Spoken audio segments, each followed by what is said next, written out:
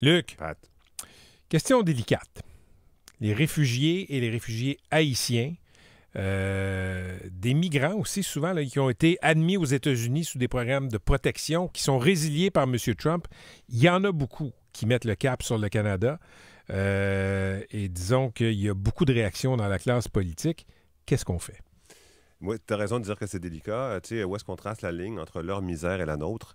Parce que, évidemment, l'an passé, à Montréal, il y a eu 95 000 nouveaux arrivants à Montréal, puis il y a eu 4 000 nouveaux logements. Fait que ça fait 91 000 personnes qui sont arrivées, qu'il a fallu qu'ils se logent dans des logements existants. Et de ces personnes-là qui sont arrivées, les nouveaux arrivants, il n'y en a sans doute aucun qui a acquis une des 4 000 propriétés qui a été construite. Ouais. Donc, ils habitent où, ces gens-là? Ils habitent dans le sous-sol de leur famille, jusqu'à leur sort s'améliore. Souvent, ce sont des gens pauvres. Ils vont aller après vers les ressources sociales. Puis les ressources sociales sont débordées. Maison d'Haïti, par exemple. Puis ils vont essayer de les référer à d'autres groupes, mais il va avoir énormément de détresse humaine. Première chose. Deuxième chose, bon, ça, c'est clair, c'est la situation comme tout le monde la connaît à peu près, même de façon informelle.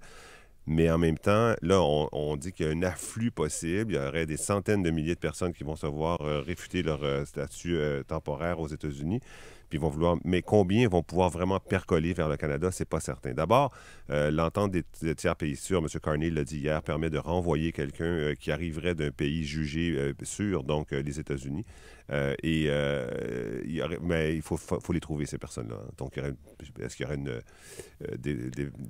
une inspection suffisante pour les renvoyer? Tu veux dire aux États-Unis? Oui. Bien, je te dirais, je regarde ce qui se passe là. D'abord, on invite à la délation. On invite les citoyens à dire, si vous voyez des illégaux, signalez-le. Je ne veux pas te dire qu'il y a des primes, là, mais il y a cette incitation à la délation.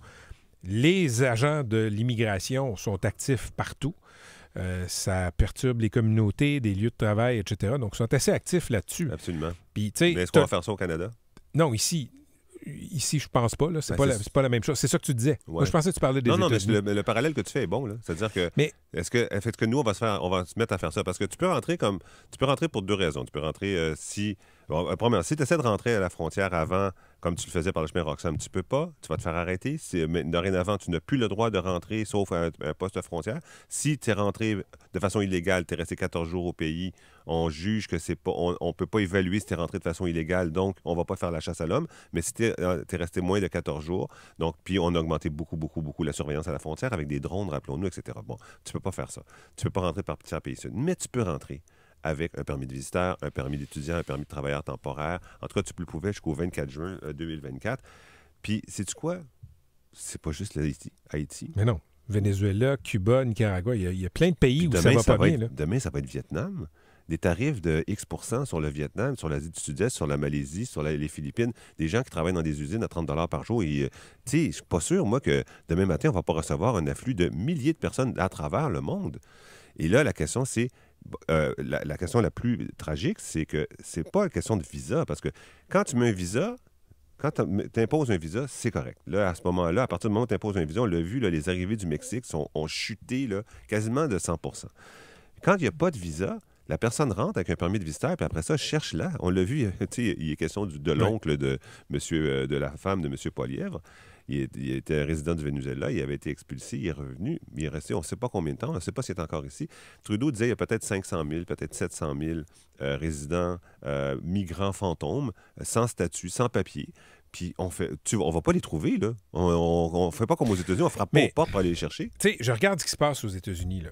Puis comprends-moi bien, là, moi, je veux que les gens rentrent régulièrement ici, puis c'est vrai qu'il y a des gens qui font de fausses demandes de réfugiés. C'est pas vraiment des réfugiés. Puis je pense pas qu'ils devraient rester. Puis je pense que l'administration fédérale devrait donner une réponse à ces gens-là plus rapidement.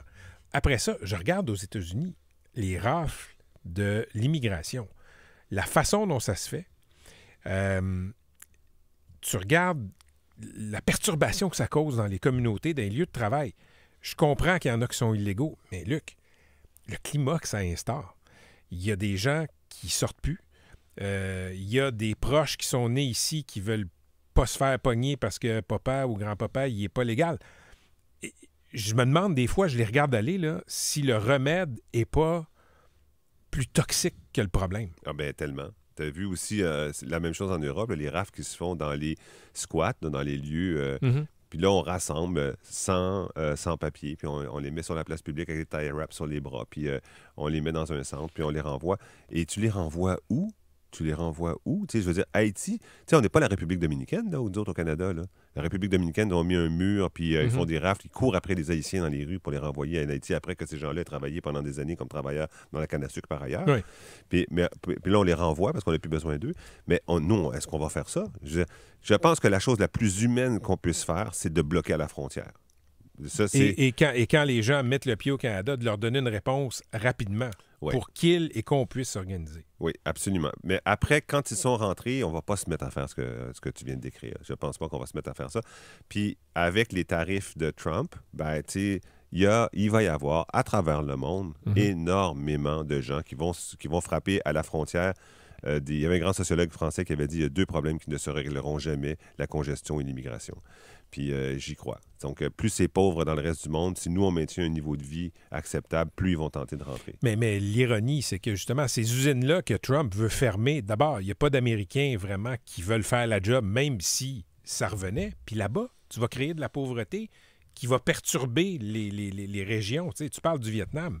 Les pays limitrophes vont accueillir des Vietnamiens si ça continue, etc., etc. Mais ça, à l'échelle du monde, c'est une situation qui est absolument catastrophique. Dans 20 minutes, d'ailleurs, les marchés vont rouvrir.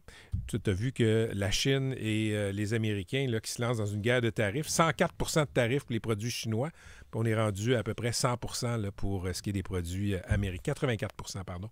Ça va mal finir tout